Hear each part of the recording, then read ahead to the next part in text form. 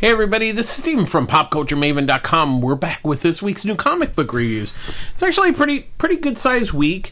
We're still playing catch up with some of the stuff that came out at Comic-Con or before Comic-Con. Some of it came out before Comic-Con. Some of it came out after Comic-Con. And of course, when you're at Comic-Con, it's just chaos and you do the best you can with what you have to work with. And unfortunately, I was not able to record, the review video for that week, sadly. So we're trying to play a little catch up. So we'll get right to it because there's a fair amount. Now, this week we're going to start off with a couple Facsimile editions that came out. So first up, we have Police Comics #1. So here we go. We have writer-artist Jack Cole, writer S.M. Iger, writer and artist George Brenner, writer and artist Gil Fox, writer and artist Clark Williams, writer and artist Vern Hinkle, writer and artist Al Bryant, writer and artist Fred Gardner, writer Arthur Petty, and writer-artist Paul Galveston. And also the artist Reed Crandall. So the interesting thing about this is, obviously DC is reprinting this because there's a new Plastic Man miniseries coming up. So what's interesting about this, so it's the first appearance of Plastic Man, Phantom Lady, Human Bomb, and Firebrand. Now, some of those characters like Human Bomb, Phantom Lady, and stuff showed up in like Infinity Incorporated and stuff like that. But DC does have the rights to all those characters because they bought whoever owned Police Comics. It's interesting. I always find these an interesting look into history, mostly because obviously the artwork has kind of a standard style. Jack Cole's was obviously, Plastic Man was really, really unique. It was a very different comic at the time. It really just was very odd, but I think that's what makes Plastic Man so awesome, is just very unusual character. So it'd be really interesting to see what DC does with the this new miniseries.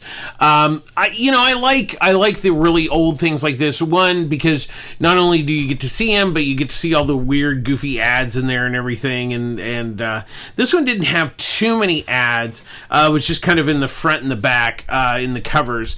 There are little one-page gags and stuff like that. So it's kind of an interesting look into, the history of, the origin of, Plastic Man in this case. That's really why it's being reprinted. Next up, we have Betty and Me, #16. Now, I tried to look up the writers, but I could not find a listing, but it says it's listed as various writers, and the artwork is by Dan DeCarlo. Now, this is Archie's first facsimile reprint, and the main reason why it's being reprinted is because of the cover and the double entendre. So basically, what it is Archie, did you have any trouble rescuing me? I sure did, Betty. I had to beat off 3 other guys, and beat off is in big letters. So they knew exactly what they were doing when they did this cover. The rest of it's just standard Archie stuff, but the cover itself, there were a number of things that were in Archie's that were double entendres, but this one is probably the most infamous cover of any Archie book almost of all time. So it's for me, it's worth the price of admission just to buy that. And it's only $4. So plus you kind of get to see the awesome Dan DeCarlo's art. He drew Archie's for like ever. He was one of their main artists. So once again, it's more of a nostalgia trip and everything, and this one had a lot more ads in it, so I found that much more interesting, because like I said, Police Comics didn't really have too much. So those are the 2 facsimiles that came out this week that are of note. So now we get to the regular books. First up, we have The Big Burn #1, written by Joe Henderson with artwork by Lee Garbett. So what this is it starts off as a bank heist. This guy goes into the bank. He's going to rob the bank, but there's somebody already there robbing the bank. Unfortunately, she broke into the bank, but she can't open the safe because they've just changed the lock that day. She didn't know this.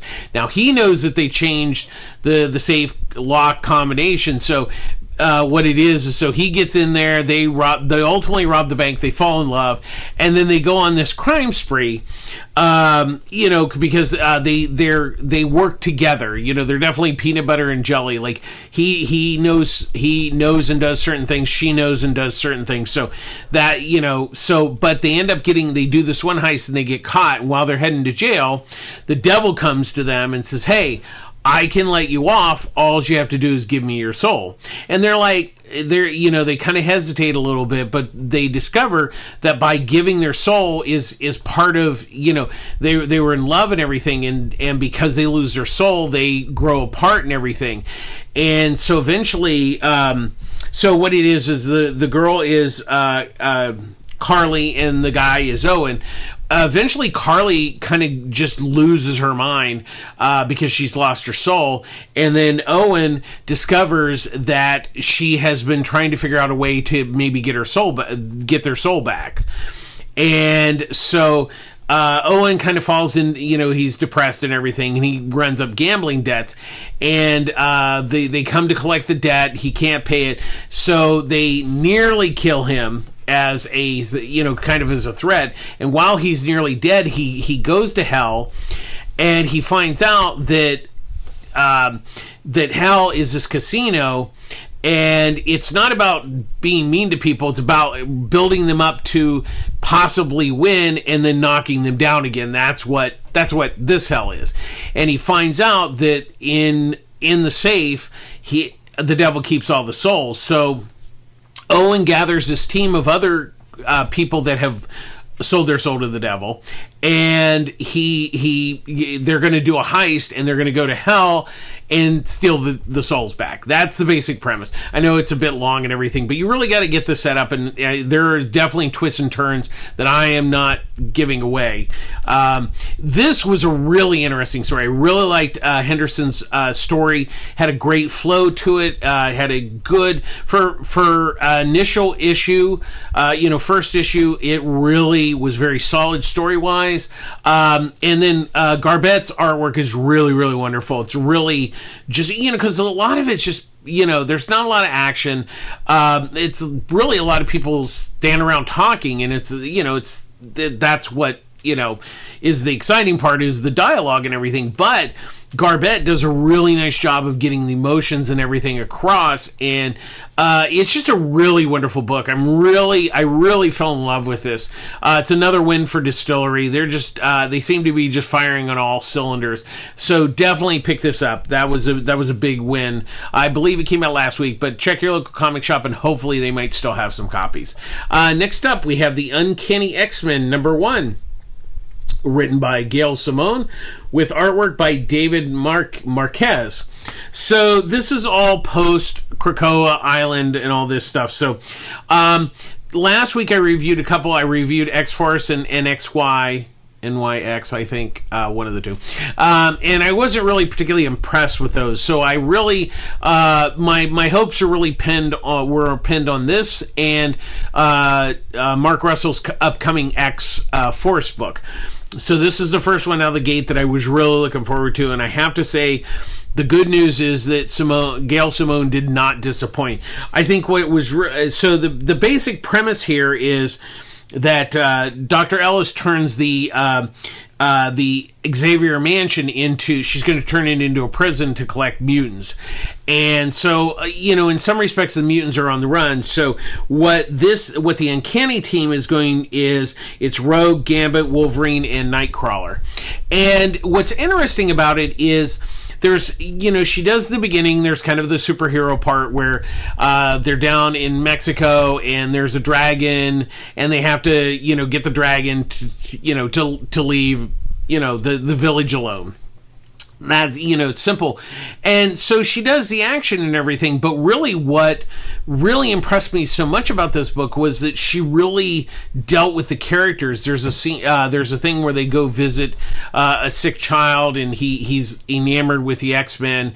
And I don't want to say any more, but it's a really emotional scene, and I really think it really gives heft to the story and to the characters and the overall book, that it's not just, superheroes. It's actually, really character driven, which, I really, really enjoyed. I mean, I really like the story here. I think it's a good setup, for what she's doing with this group. And Marquez's artwork is just gorgeous. It really is a great looking book. So definitely, I think this so far has really been the best of the X books so far. So we'll see. I really have high hopes and high expectations for Mark Russell's X Factor, but I really think you should definitely check out the Uncanny X-Men #1. I mean, Simone and Marquez just nail it on this first issue and hit the ground running, and give a good reason to come back for the second issue. That's always a plus. Next up, we have Absolute Power #2. Written by Mark Waid with artwork by Dan Mora.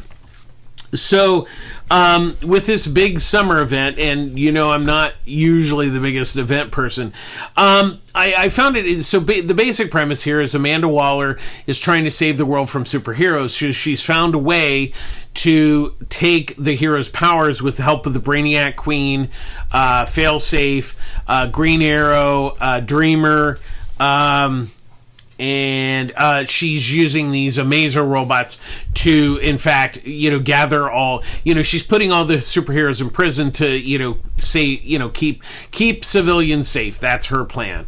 And so what it is that was kind of the setup in the first issue. So the second issue, so the heroes that are left have gathered. They've all gone to the Fortress of Solitude because, it's hopefully a good, impenetrable, place.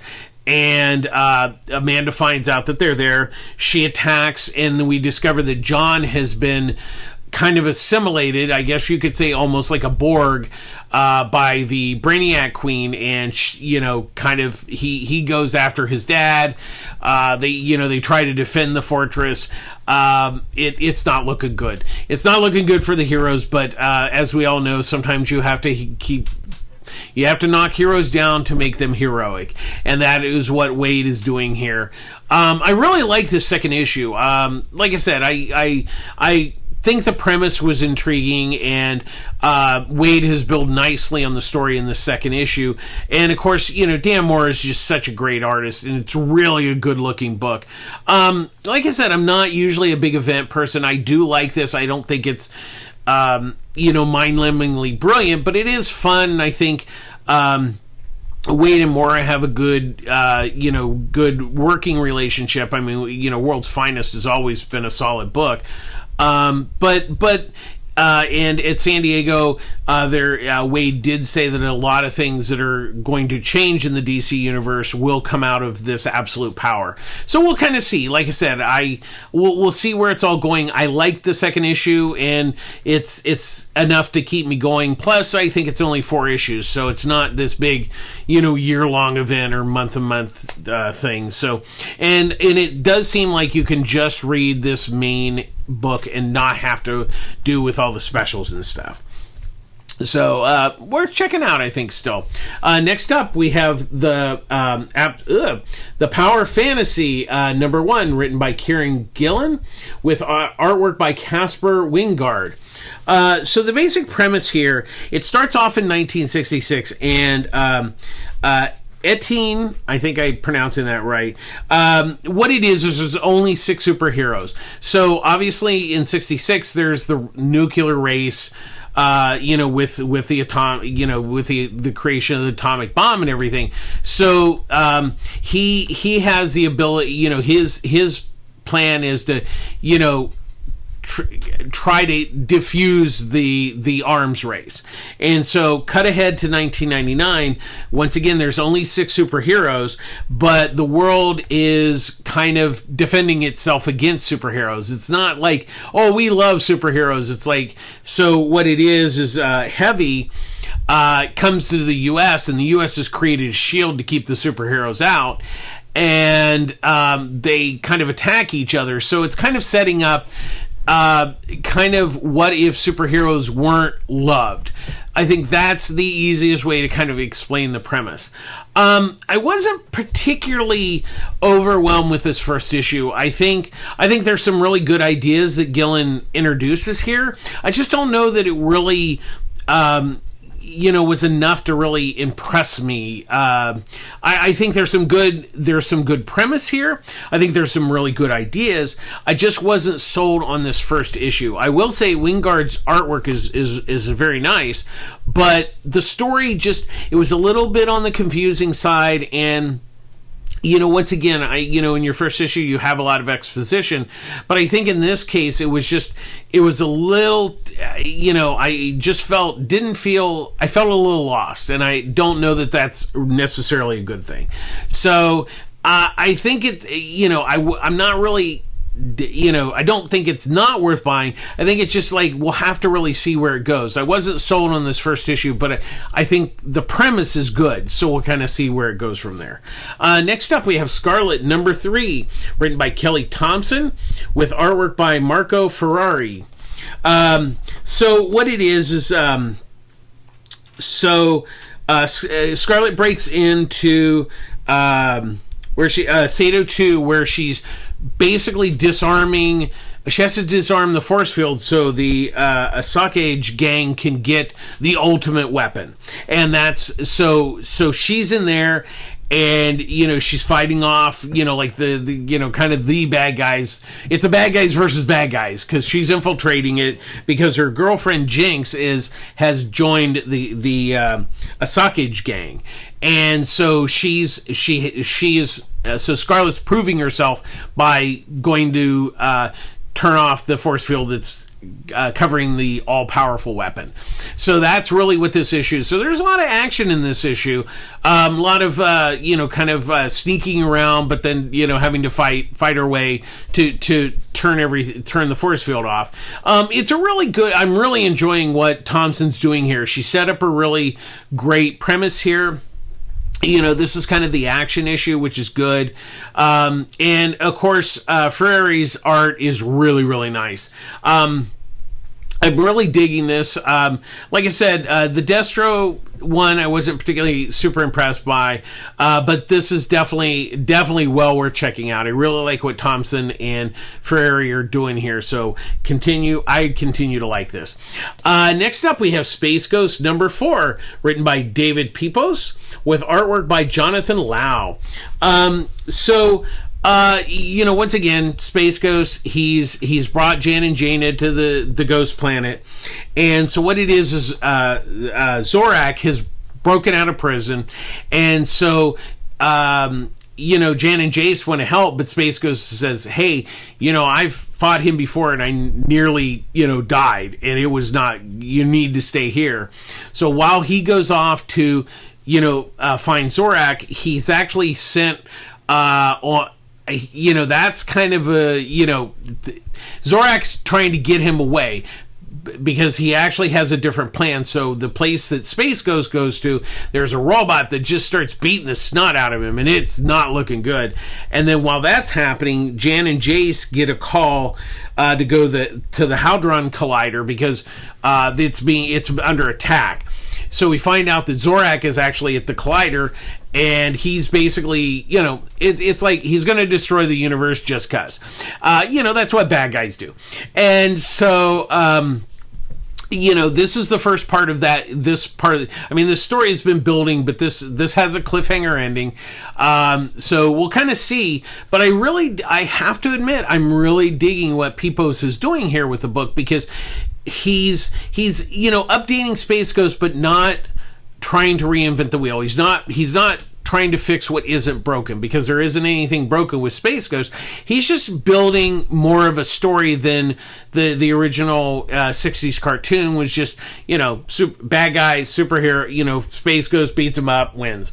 But he's doing that here, but kind of adding more depth to it. And that's what's really, really winning me over with this book.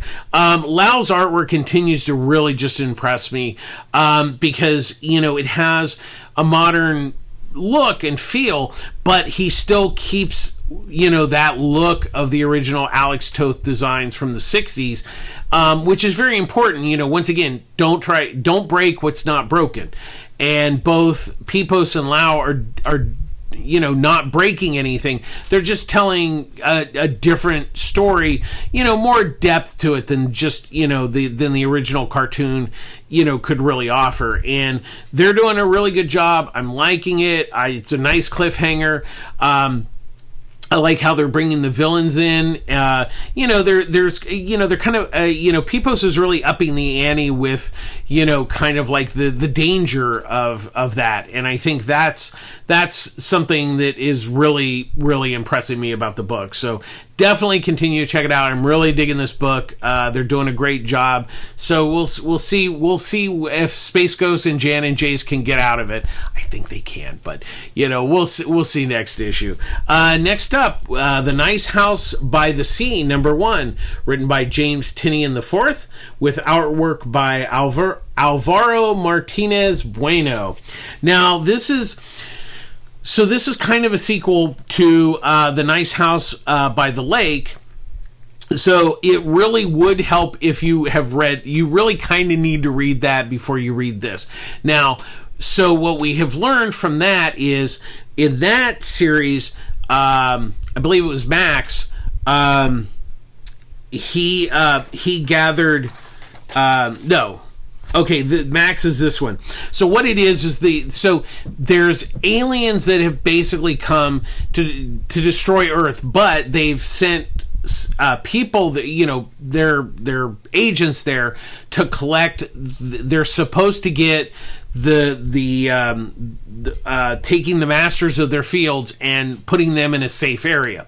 Well, with Nice House by the Lake, he didn't necessarily, he picked the people from there, but they were his friends. They weren't necessarily should be the highest performers in their field.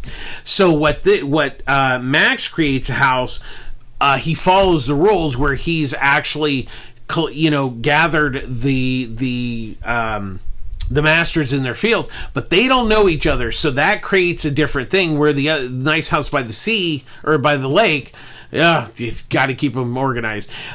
Lake they all knew each other. They were all friends. And so that there was that dichotomy that was part of that. Now we have a different thing where you have these people that don't know each other, so that creates a whole different thing. And that, it really is interesting, because in a way it's continuing the story, but it's kind of a sequel at the same time. The other one ends, Nice House on the Lake ends, but it does allude to that there are other, pockets of people that have been saved. So, and there's a big twist at the end that definitely makes the two stories collide. That's why it's really important, I think, that you read Nice House on the Lake before you read Nice House by the Sea. That being said, I did read that. I really love that book, and I was very excited to see that that he's doing another series in the same vein, but very different. And it's very similar, but very different at the same time, which is really an interesting thing. That it's not something that's easy to do, and Tinian pulls it off. But it's, one of the things that really not only makes a book is his script, but Martinez Bueno's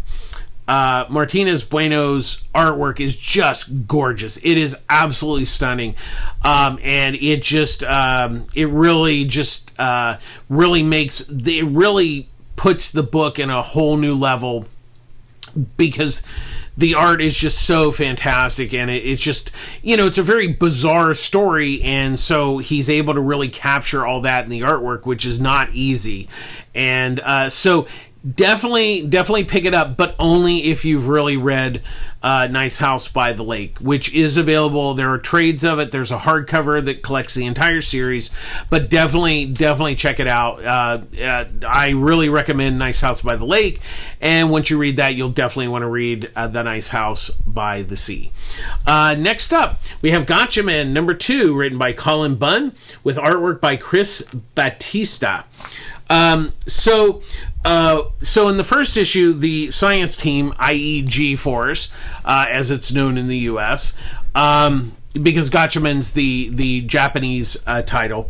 So what it is they took the Firebird. It was attacked by a mecha, and so they're able to turn the jet into a Firebird. That's how they're able to escape the mecha. But really, that was actually a thing to throw them off, because the real thing is that the bad guys are gathering scientists. Now, why they're kidnapping them, we don't know, but there's a reason behind the kidnapping, and so now the Science Ninja team has to kind of figure out what really is the plan of the bad guys. It's a pretty it's not a really deep story, but it's if you're a fan of Battle of the Planets, that's what it was called over here.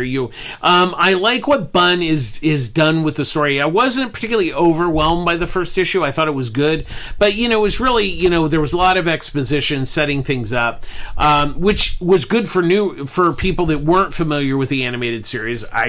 Which I think would be unusual for a lot of people, but in case they weren't, he laid the groundwork of all the characters and everything. So really, the second issue does a nice job on building that. And then Batista's artwork is really nice. He captures the animation style, kind of that 2D-ish type look. And like I said, I remember Battle of the Planets. I've seen Gatchaman since, because that's available now. But I do like it, and like I said, I think that I really like the second issue a little bit better than the first one, because there was a lot of exposition. I knew who the characters were, but I understood what Bunn was doing there by introducing the characters to new readers. So smart move on that part. But for people that were familiar, it was a little bit, wasn't particularly overwhelming in some respects. So, but still worth checking out, I think. Next up, we have Spawn Kills Every Spawn, #1, written by John Layman, with artwork by Rob Dunez. So what it is this is kind of it's like a kid Spawn, and he discovers that at first he thinks he's like the only Spawn, then he discovers that there's a bunch of Spawns. He goes to a convention of Spawns, and of course nobody knows who he is, and of course everybody wants their autographs and pictures taken with like medieval Spawn, cowboy Spawn, dog Spawn, there's probably a million Spawns at this point. And really, then he gets a plan. Well, everybody will want to see me because I'm going to kill all the other Spawns. That's a basic premise. Unfortunately, apparently this is going for 4 issues, so I don't know how Layman's doing it, but it was kind of okay, but it didn't, I didn't find it particularly super humorous. I mean, I found it kind of cute at a point, but it just seemed to be, okay, that's nice. Dunez's artwork is nice. It has a lot of detail, and it really has that nice cartoony style. But it's just kind of okay, and I can't imagine dragging this story out for 4 issues. So I would say this is definitely a bit of a skip. Unless you're a super Spawn fan, I don't think it's going to really impress most people. Next up, we have Cruel Universe #1. This is the second of the EC books that Oni Press is putting out. So this has 4 stories in it. The first one, The Champion, written by Matt Kent, with artwork by Kano. Then we have Solo Shift, written by Corna Becco. Apologies if I messed that up. With artwork by Caitlin Yarsky. Drink Up, written by Chris Condon, with artwork by Jonathan Case. And then Priceless, written by Ben H. Winters, with artwork by Brittany Peer. So I'll go through each story, and break it down. So Champion is, so what it is, it's think of gladiators in space and on this planet. So they capture people, take them to this gladiator, and they have to try to survive. And really what it is it's told from the point of view of one of the gladiators. And I will say, without giving anything away, it's not who you think is actually telling the story. That I thought was really an interesting twist. That was really quite intriguing on that one. I thought that was probably one of my favorites of the stories. The Solo Shift is what it is a man's out in space. He's in a spaceship. He comes across this other spaceship. He goes on the spaceship because he doesn't hear it. He tries to contact it. Goes on board. There's a woman who is dead, and it looks like she was murdered. So what he does is they're near a black hole. So he discovers that she has calculated that you can use a black hole to travel through time, and so he goes to travel back in time to find out what happened to her. And that's kind of the twist of the story. Drink Up is basically Martin Eaglespoil is this rich guy, and he wants to live forever. So he's been doing all these different things, eating babies, drinking unicorn milk or whatever. And so I'm exaggerating that none of that happens, but he's found different ways, but he wants to find the ultimate way. And basically, he leads him to this theory of that there is a fountain of youth. And it's, as with any monkey paws type tale, be careful what you wish for. So that is that. And then the Priceless is what it is there's this hitman, and what it is he actually gets an assignment, and then once the assignment's done, he goes back, they connect to his brain, they erase that and give him a new task.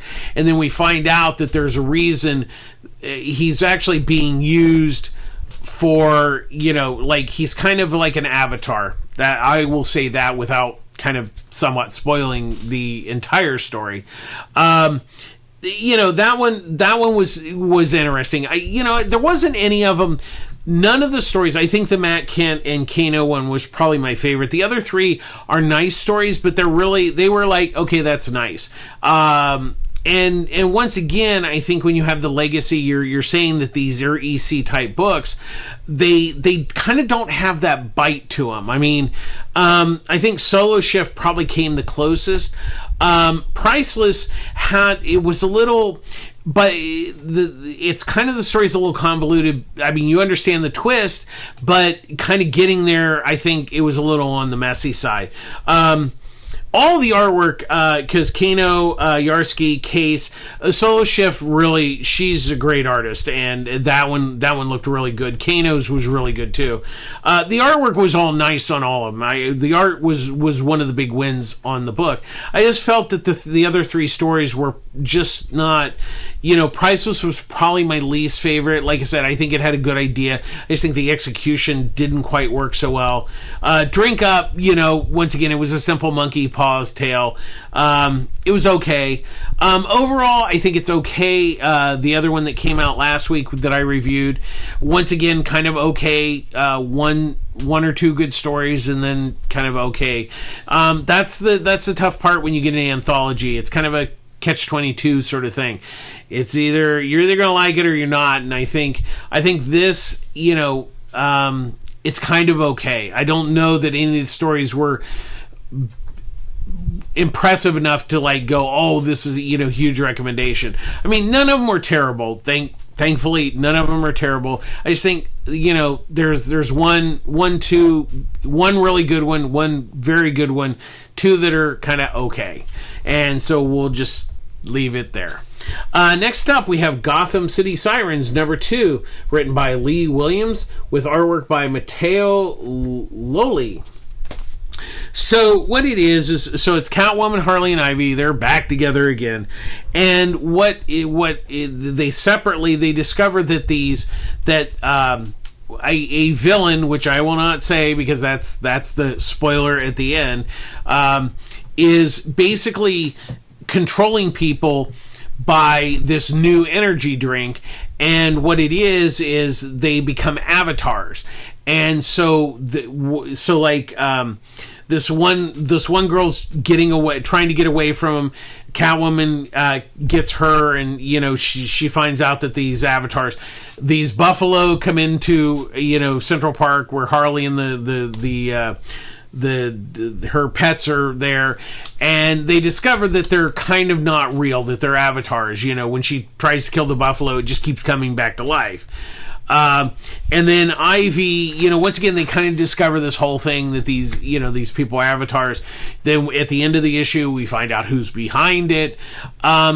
It was kind of like, okay. I wasn't particularly impressed with the story. I mean, Loli's artwork is really nice. It's a really good looking book. I just think that it kind of took too long to kind of, it just didn't kind of make a whole lot of sense. It did and it didn't at the same time. I think it was a little late. It was there was kind of three separate stories in a way, even though there's a main story. It just felt a little disjointed. It just didn't quite gel together. I think it had a good idea. I just don't know that I'm sold on said idea with this first issue. It just kind of, in a lot of ways, it just kind of sat there, and you're just kind of like, okay, that's nice.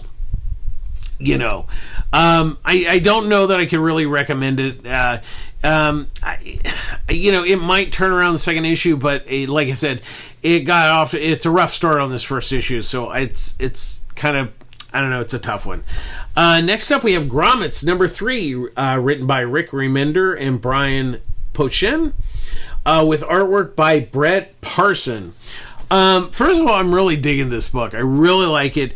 It's set in the 80s, I believe, if I remember correctly.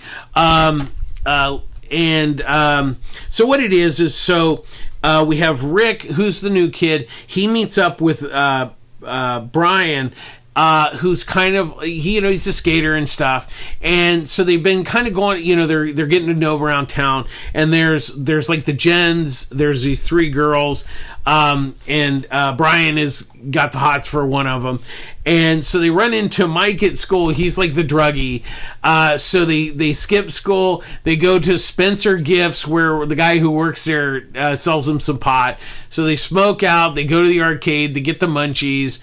The other thing is that Brian he lives at his grandfather's house. So his grandfather's gone for the weekend. So he gets this brilliant idea that he's planning to have this house party so he can hook up with the girls. Him and Rick and Brian can hook up with different girls.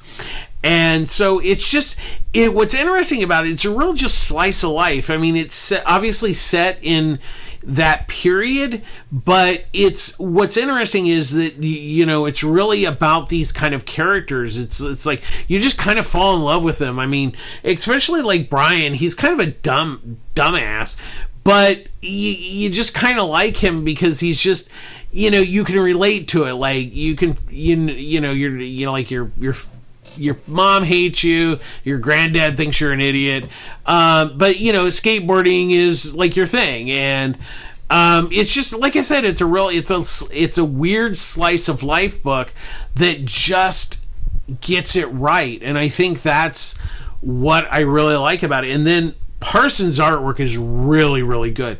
It kind of reminds me of the classic EC artists, like Wally Wood and stuff like that. And it's just a really great looking book with a really solid story. So I'm really digging this book. It's well worth checking out. I just have really fallen in love with it.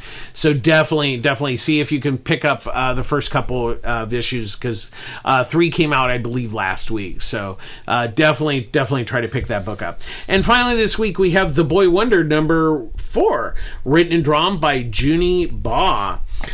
So what it is, this is the story of Damien.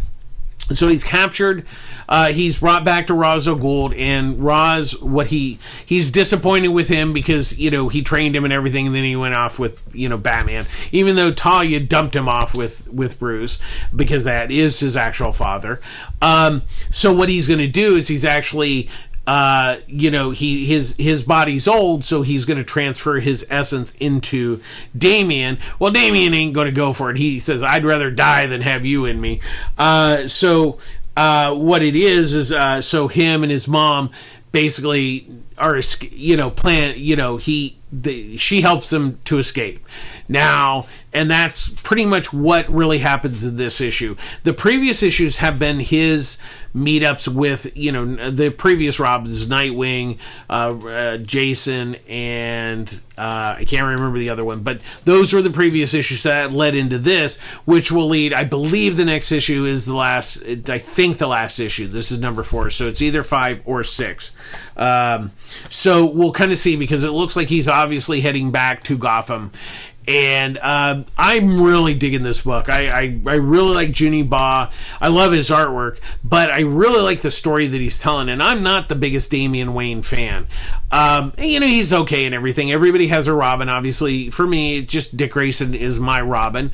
He's also Nightwing, but and I'm not saying that you can't have any other Robins. There is, each one has their own thing, and I think that's what makes the Robins a very interesting character, is when somebody does introduce a new Robin, it's just different, and it should be.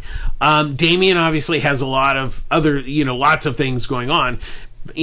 Bruce Wayne's his father, and Talia is his mom. So there's a lot going on just right there.